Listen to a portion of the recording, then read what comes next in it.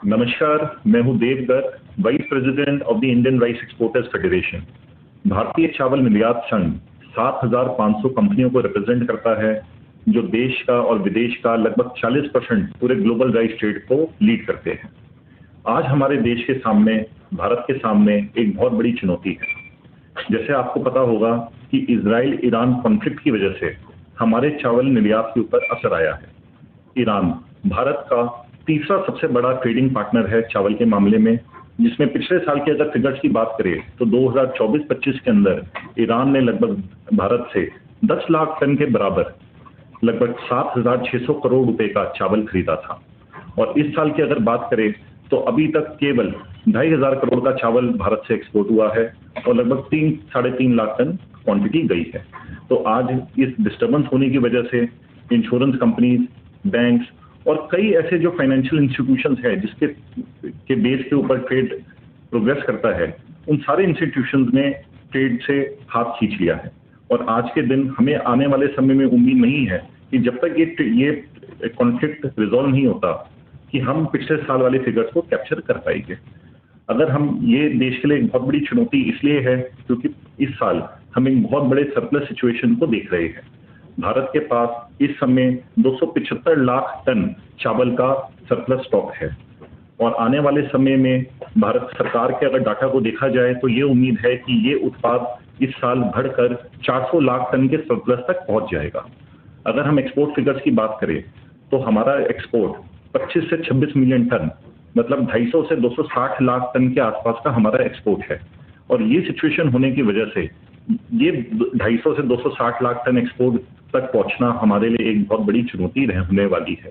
तो आज के दिन हमारे सामने एक बहुत बड़ी ऐसी चुनौती है कि हम अपने चावल निर्यात को बढ़ाएं और जो ईरान इजराइल कॉन्फ्लिक्ट की वजह से जो हमारे एक्सपोर्ट फिगर्स के अंदर नुकसान होगा उसकी भरपाई किसी तरीके से करें।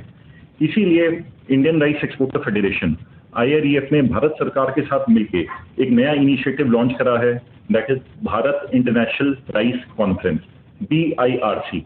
BIRC दुनिया का सबसे बड़ी गैदरिंग होने वाली है राइस एक्सपोर्ट इकोसिस्टम की, जिसके अंदर लगभग 1,000 फॉरेन इंपोर्टर्स, 172 देश के एक वो 1,000 बायर्स जो सबसे ज्यादा चावल निर्यात परचेज करते हैं और लगभग 2,000 इंडिया से एक्सपोर्टर जो लगभग 80% चावल का निर्यात एक्सपोर्ट करते हैं, वो इसके अंदर पार्टिसिपेट करेंगे।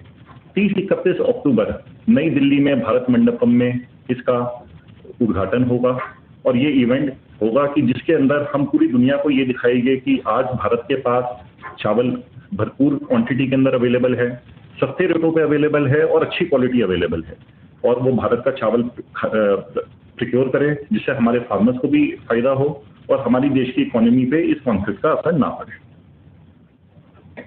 सर, जैसे कि बात करें फार्मर्स का इस टाइम क्या हाल चल रहा है?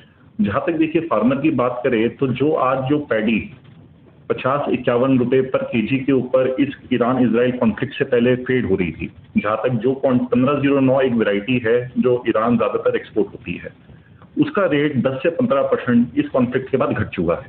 वो 51-52 रुपए से घटकर 45 रुपए पर केजी के ऊपर वो क्वांटिटी आ गई है, जो एक बहुत ही चैलेंजिंग सिचुएशन है, बहुत डिस्टर्बिंग स्टैटिस्टिक है और हमारे फार्मर्स को इसका नुकसान होगा क्योंकि अभी बुआई का सीजन है। जैसे आपको पता होगा इस समय ज्यादातर पूरे देश के अंदर धान की बुआई होती है।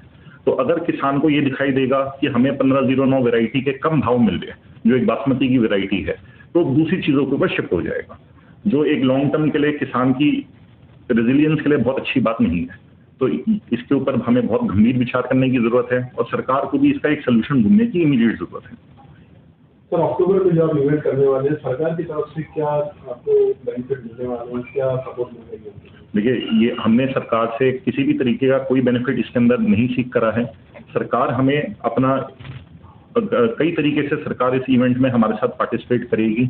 सरकार अपनी तरफ से कई स्टेक होल्डर्स को इन्वाइट करेगी, सारा इवेंट का ऑर्गेनाइजेशन के अंदर वो हमें असिस्ट करेगी। बट इस इवेंट की सारी financial liability will be taken by Indian rice exporter federation. आपने कहा कि देश की इकोनॉमी की फर्क है, क्या हमारा देश चावल पे डिपेंडेंट है? देखिए, जहाँ तक हम एग्री एक्सपोर्ट्स की बात करें तो पूरे भारत का एग्री एक्सपोर्ट लगभग 50 मिलियन टन का है। उसके अंदर चावल का जो शेयर है वो लगभग 50% है। तो जहां तक हम एग्री एक्सपोर्ट की फिगर्स की बात करें तो चावल एक बहुत महत्वपूर्ण पोजीशन लेता है भारत के एक्सपोर्ट फिगर्स के अंदर। और जहां तक प्रधानमंत्री जी का जो विजन है कि हम $2 ट्रिलियन एक्सपोर्ट इकोनॉमी बने, तो अगर चावल राइस एक्सपोर्ट सेक्टर से सपोर्ट नहीं मिलेगा तो ये 2 ट्रिलियन इकोनॉमी का सपना जो है वो काफी दूर रह जाएगा। किसान जो आगे चावल अभी बुआई कर रहा है, आगे जो चावल की पैदावार होगी उसको कैसे मैनेज करें, क्या करेंगे सिचुएशन मैनेज करने के लिए? देखिए सर, किसान के पास 2 उपाय होते हैं जी। या तो सरकार एक MSP देती है जिसमें non basmati rice PR 106, PR IR 64 ये धान किसान उगाता है, और चावल ये जो चावल इससे बनता है उसको वो सरकार को दे देता है। सरकार और हमारी जैसी जो ट्रेड बॉडीज है ये हमेशा कोशिश करती है कि किसान को हाई वैल्यू आइटम्स जैसे बासमती राइस के ऊपर शिफ्ट करा जाए और वो जो सब्सिडी बेस्ड आइटम्स है उससे दूर जाए। पर आज अगर ईरान इजराइल कॉन्फ्लिक्ट की वजह से बासमती प्राइसेस इतने लो आ चुके हैं कि किसान का जो इंसेंटिव था बासमती उगाने के लिए वो काफी कम हो गया है, तो ये दोबारा किसान को सब्सिडी कल्चर की तरफ वापस भेज देगा। चावल के स्टॉक को बैलेंस करने के लिए आपने क्या प्लान किया? देखिए, चावल को स्टॉक को बैलेंस करने के लिए सरकार ने कई सारे स्टेप्स उठाए हैं। इसमें सबसे पहला स्टेप तो ये उठाया है कि जो एथेनॉल प्रोडक्शन के लिए चावल सप्लाई होता है वो उसका सरकार ने कोटा 54 लाख मीट्रिक टन का दिया है। अभी तक 54 लाख मीट्रिक टन में से 14 लाख मीट्रिक टन ऑलरेडी उस कोटा के अंदर उठ चुका है, और आने वाले समय में उम्मीद है कि 54 लाख टन का कोटा पूरा उठ जाएगा। ट्रेड फेडरेशन हम तो सबको यही एडवाइस करेंगे कि वॉर टाइप सिचुएशन के अंदर चाहे इंश्योरेंस हो या कोई भी किसी भी तरीके का एश्योरेंस हो, पर एक हैवी रिस्क की पोजीशन बनी रहती है कि अगर ये कॉन्फ्लिक्ट एस्केलेट होता है तो शायद पेमेंट्स अटकने के बहुत हाई चांसेस होते हैं, जिसमें हमारे ट्रेड को बहुत ज़्यादा नुकसान होगा। तो हमारी एक जनरल एडवाइजरी हमने अपने मेंबर्स को यही दी है कि वो कॉशियस रहे, ईरान एक्सपोर्ट तब तक ना करे जब तक सिचुएशन में वहाँ पे क्लैरिटी नहीं आ जाती, क्योंकि चाहे आपको इंश्योरेंस मिलेगा but prevention is better than cure. आपका माल सप्लाई हो जाए और करोड़ों रुपए का ट्रेड को लॉस हो, उससे बेहतर तो ये है कि एक वेट एंड वॉच गेम देखा जाए। सर, ईरान के साथ में अदर कंट्रीज में भी जो है चावल निर्यात किया जाता है, तो क्या वहाँ से कुछ हेल्प मिलने की उम्मीद है इस बार? देखिए, यही हमारा BIRC का भारत इंटरनेशनल राइस कॉन्फ्रेंस का उद्देश्य है कि जो नुकसान ईरान के एक्सपोर्ट फिगर्स के अंदर होगा इस कॉन्फ्लिक्ट की वजह से, वो हम बाकी देशों के अंदर अपना एक्सपोर्ट बढ़ा के उसकी भरपाई। अभी भारत का स्थान किस नंबर पे पड़ता है सर, अगर चावल निर्यात की हम बात करें? अगर चावल निर्यात की बात करें तो भारत पिछले 20 साल से नंबर 1 पोजीशन पे रहा है, पर पिछले 3 साल के अंदर जैसे मैंने आपको बताया कि सरकार ने कई तरीके के रिस्ट्रिक्शन राइस एक्सपोर्ट पे लगाए। पहले MEP लगाई गई, एक्सपोर्ट ड्यूटी लगाई गई, और फिर चावल निर्यात को बैन भी करा गया। उस वजह से भारत ने अपनी ये टॉप पोजीशन खो दी गई है, और आज के दिन वियतनाम और थाईलैंड जैसे देशों ने भारत को ओवरटेक कर लिया है, और पाकिस्तान भी हमसे बहुत पीछे नहीं है। पाकिस्तान भी जल्दी ही भारत को ओवरटेक कर लेगा अगर अब ढंग से मेजर सरकार ने नहीं लिए। प्रधानमंत्री जी मेक इन इंडिया की बात कर रहे हैं, ऐसे में तो चावल निर्यात को आपने बताया कि बैन भी कर देगा, तो क्या कुछ उम्मीद लगती है आगे आने वाले समय में? देखिए, जो चावल निर्यात के पॉलिसी डिसीजन है उसके पीछे काफी कॉम्प्लेक्स रीजन होते हैं। जो चावल निर्यात बैन करा गया उस समय ये उम्मीद थी कि भारत के अंदर एक चावल की स्केर्सिटी हो जाएगी, कमी हो जाएगी, जिस वजह से भारत चावल एक्सपोर्ट को बैन करा गया। पर जब हमने ये देखा कि ये पॉलिसी डिसीजन जो इसकी उम्मीद करी गई थी, इंटेंशन बहुत अच्छी थी, बट रिजल्ट इतना अच्छा नहीं आया, क्योंकि आज के दिन हमारे पास 275 लाख टन का सरप्लस है। तो इसलिए आने वाले समय में हम उम्मीद करेंगे कि सरकार ज़्यादा विजडम के साथ वर्क करेगी और एक ऑन ग्राउंड सिचुएशन को देख के अपनी पॉलिसी एडजस्ट करेगी। ज़्यादातर कंट्री इजराइल के समर्थन में है, अगर भविष्य में ईरान के साथ हमारा इंपोर्ट एक्सपोर्ट बंद होता है तो क्या प्रभाव पड़ेगा देश? देखिए, जैसे मैंने आपको बताया कि ईरान भारत का दूसरा या तीसरे नंबर पे सबसे ज़्यादा चावल निर्यात खरीदने वाला देश है, तो ईरान पे अगर असर पड़ता है तो लॉन्ग टर्म इसका असर भारत के एक्सपोर्ट फिगर्स के ऊपर तो आएगा ही आएगा, और एकदम से ये 7,000 करोड़ का जो हमारा बायर है इसको अगले दूसरे कंट्रीज के अंदर रिप्लेस करना एक बहुत बड़ी चुनौती होगी। इसी चुनौती को हम दूर करने की कोशिश कर रहे हैं अलग अलग इनिशिएटिव्स लेकर। रिप्लेस क्या हो सकता है? देखिए, अगर हम ईरान की बात करें तो ईरान ज़्यादातर 1509 बासमती सिला परचेज करता है। जो और कंट्री जैसे इराक, सऊदी अरब जो सिमिलर क्वालिटी परचेज करते हैं, बट वो ऑलरेडी भारत से काफ़ी मात्रा के अंदर चावल खरीद रहे हैं। तो ये पूरी की पूरी क्वांटिटी तो वहाँ पे भरपाई करना बहुत मुश्किल होगा। इसलिए हमने एक दो कंट्री को टारगेट ना करके हर कंट्री को टारगेट करा है कि जहाँ जिस कंट्री से जितना सपोर्ट हमें मिल पाएगा, है ना, चाहे छोटा छोटा सपोर्ट भी मिले, बूंद बूंद करके हम इस सागर को भरेंगे। इसकी मार्केटिंग प्लानिंग क्या है आपकी? देखिए, सबसे पहला तो जो भारत इंटरनेशनल राइस कॉन्फ्रेंस है वही इसकी सबसे पहला मार्केट प्लान है कि जहाँ पे हम सारे देश के बायर्स को बुलाएंगे, जो टॉप 1000 बायर्स है। आज तक किसी भी राइस कॉन्फ्रेंस के अंदर 1000 बड़े बायर इकट्ठे नहीं हुए। आपने सुना होगा कि छोटी छोटी कॉन्फ्रेंसेस के अंदर तो कई तरीके के विजिटर्स आते हैं, बट वो सारे रिटेल विजिटर्स थे। पर ये जो 1000 बायर आएंगे, ये सब 500 करोड़ प्लस के बायर हैं, जो साल के अंदर 500 करोड़ प्लस का माल खरीदते हैं। तो अपने में ही एक बहुत बड़ी गैदरिंग है। तो अगर हम टोटल क्वांटिटी की बात करें तो एक सिंगल रूफ के अंदर 50,000 करोड़ का चावल खरीदने वाली कम्युनिटी एक साथ इकट्ठी हो रही है। तो इसके सामने हम उनको अश्योर करेंगे कि भारत के पास अप्रोप्रिएट स्टॉक है, अच्छी क्वालिटी है और सस्ते रेट है, और गवर्नमेंट की तरफ से भी आने वाले समय में सपोर्ट रहने वाला है। तो यही आज हमारा मार्केटिंग प्लान है, जिससे हम भारत के चावल को इंटरनेशनल मार्केट में पुश करेंगे। सर, भारतीय किसानों को क्या कहना चाहिए आप ऐसे में, जैसे कि आपने बताया कि बुआई का समय है और इससे कंफ्लिक्ट में वो चाहेंगे कि भाई वो चावल ना बोए, तो ऐसे में क्या आप चाहते हैं कि उनको बुआई के लिए पूरा ध्यान देना चाहिए ताकि उनकी जो परेशानियां भी होंगी उन्हें आप एज ए IREF दूर कर पाएंगे? देखिए, किसानों को मेरा एक ही मैसेज है कि वो मीडिया के अंदर जो न्यूज़ चल रही है और बासमती के जो चावल के रेट, धान के रेट कम हुए हैं, उससे वो घबराए ना, वो धान उगाते रहे। क्योंकि कई फार्मर ये अफवाहों को सुन के या डर की वजह से सब्सिडी कल्चर की तरफ वापस चले जाएंगे। तो मार्केट के अंदर आने वाले समय में हमें उम्मीद है कि 1509 या बासमती की जो पैडी है उसकी अवेलेबिलिटी पिछले साल के मुताबिक काफ़ी कम रहने वाली है।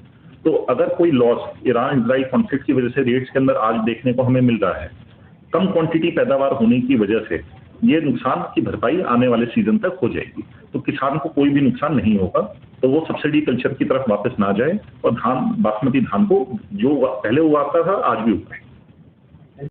FCI की लेटेस्ट फिगर्स है, उसमें 275 लाख मीट्रिक टन का हमारे पास सरप्लस स्टॉक है बफर स्टॉक के ऊपर, और आने वाले नवंबर तक ये उम्मीद है कि बफर स्टॉक से जो सरप्लस है हमारा वो 275 लाख मीट्रिक टन से बढ़कर 400 लाख मीट्रिक टन तक पहुंच जाएगा।